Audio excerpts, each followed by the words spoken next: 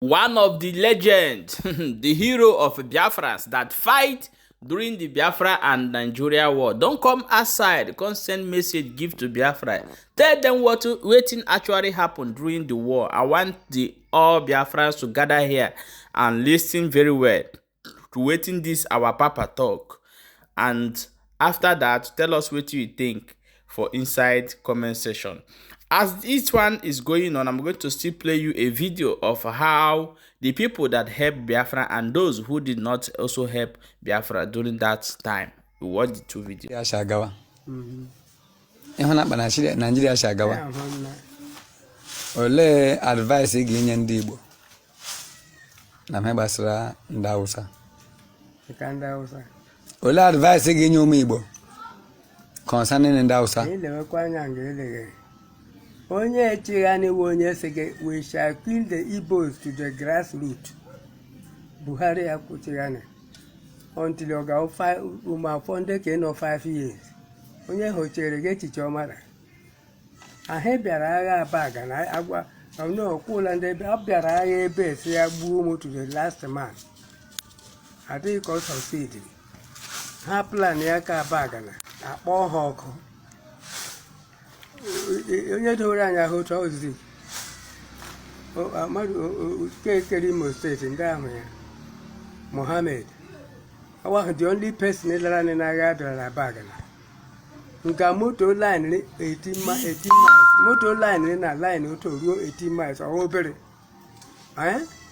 akpọrọ ha ọkụ otu naanị ma mmadụ ma anụ ejighị ma ilu ma otu ala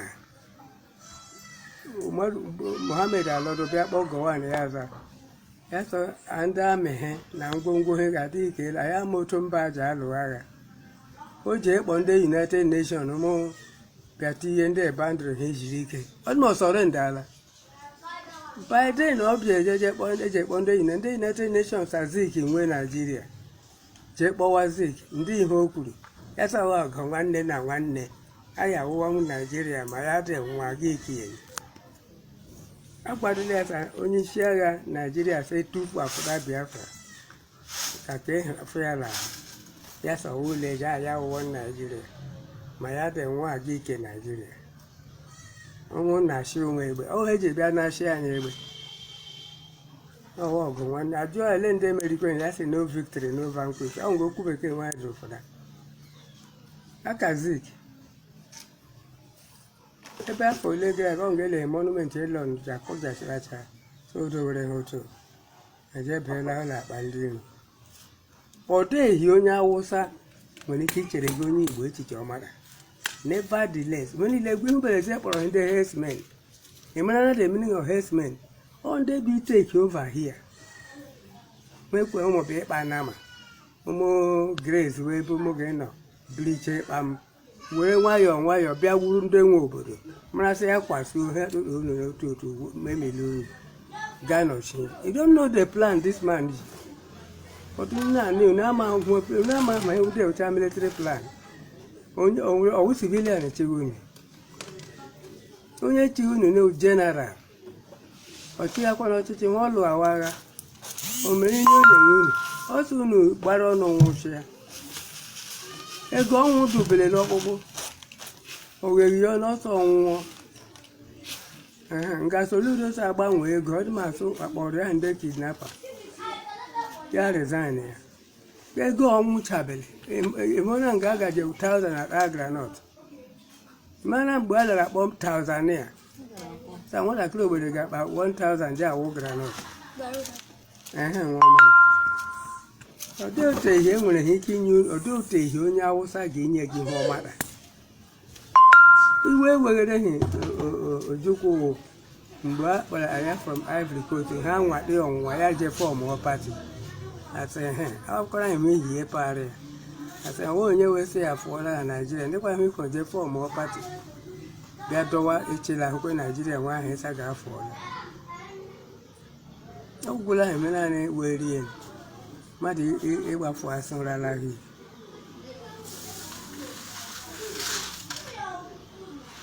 So ndị advice gị nye ndị Igbo na advice dị na-enye ndị Igbo inwe ndidi anyị enwewere ndidi enwe anyị we must succeed we must reach to the promised land.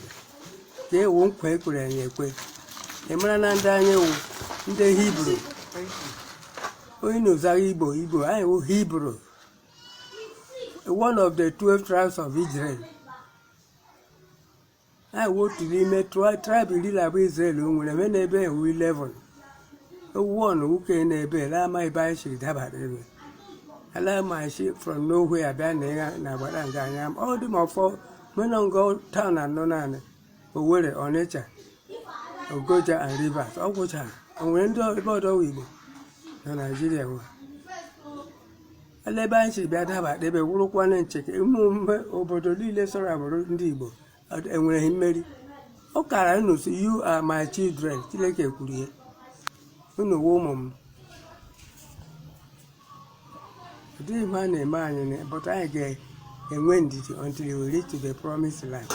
Okay, my wonderful people, let me still play this video for you to see those who actually helped Biafra during that war. What if I told you that the Nigerian Civil War, also known as the Biafran War, was a proxy war between Britain, the Soviet Union, France, China, and the United States? Pay close attention as I tell you the role they each played. You won't want to miss the last part. Britain was the former colonial power of Nigeria and had strong ties with the Nigerian government. Britain also had a stake in the oil industry in the Niger Delta, which was the main source of revenue for Nigeria. Britain provided military and diplomatic support to Nigeria, hoping to preserve its unity and influence in the region. The Soviet Union was a rival of Britain and the West and sought to expand its influence in Africa. The Soviet Union also saw Nigeria as a potential ally in the non-aligned movement and a counterweight to China. The Soviet Union supplied Nigeria with weapons and aircraft, which gave it an edge over Biafra. France was a competitor of Britain and the West and wanted to challenge their dominance in Africa. France also had economic interests in the oil-rich Biafra and sympathized with its secessionist cause. France covertly provided Biafra with weapons, mercenaries, and technical assistance, hoping to weaken Nigeria and create a friendly state in the region. China was an ideological rival of the Soviet Union and supported Biafra as a way of opposing its influence in Africa. China also saw Biafra